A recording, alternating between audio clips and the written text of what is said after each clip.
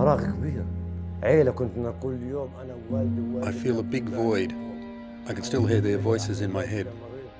I lost my entire family, including my father, my mother, my sister, my brother, my nephew, my niece, and her son, together with his wife and their 8-month-old toddler.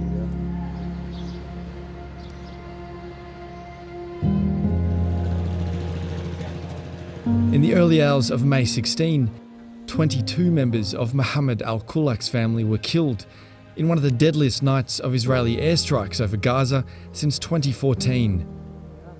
Mr. al-Kulak was one of the few in his family to survive.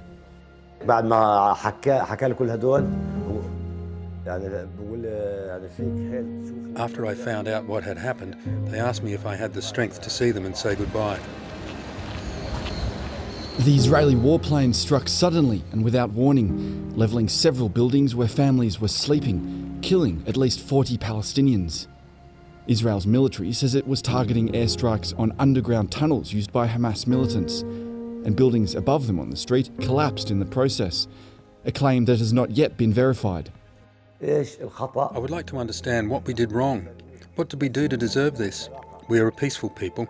We would have never imagined being hit, not even a tiny bit.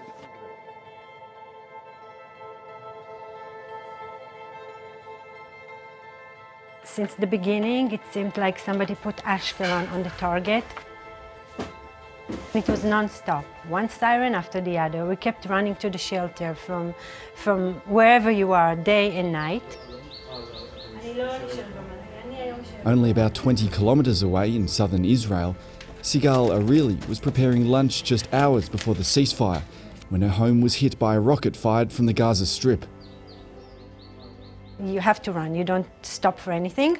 And then I heard the boom that was different than any boom I heard before. It sounded like the earth collapsed on us, and then there was silence.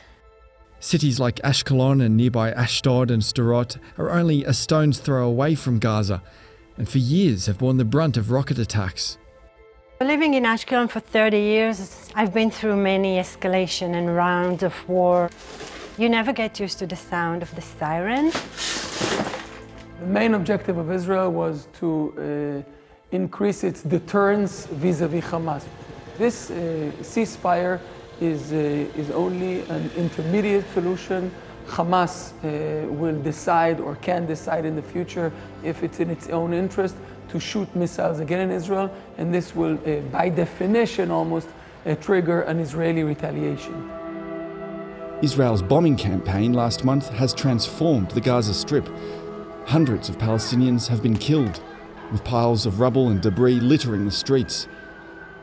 At its peak, more than 100,000 people were driven from their homes.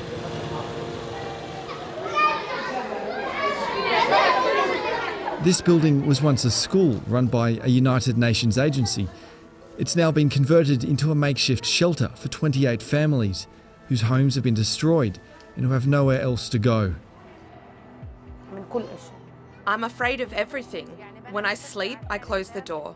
I'm always afraid that someone will hurt my children, that someone will touch us. I saw my death in my son's eyes. When the Israelis struck our home, my son Mohammed was hiding under my legs. The families sheltering here don't know how long they'll be staying, and there's no clear plan to find more permanent places to live.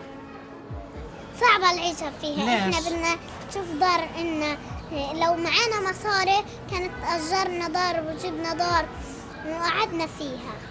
هيا بصور خلي. بدناش إلنا منهم مساعد يعني يجيبونا. We don't need food. We have enough. We're not starving. We don't need food cans. We want to go back to our home. We want them to help us rebuild our home. The latest round of fighting may be over, but the ceasefire between Hamas and Israel is fragile and could come to an end at any moment. So at best, I think at this point in time, we can hope for some kind of a long-term ceasefire and perhaps for preparing the grounds for a future leadership. Future cycles of violence will depend on Hamas's calculus, on what they can achieve in the short term versus the price that they think they will pay.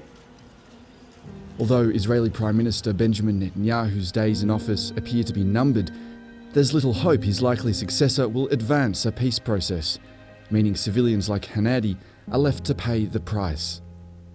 Life is not easy. As you can see, there is nothing. I'm asking the international community to stand by us and to help us. We want to live a normal life.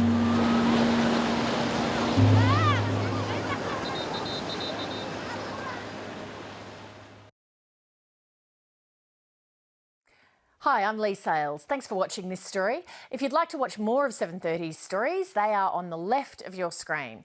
And tap on the button below to subscribe and get the latest from ABC News.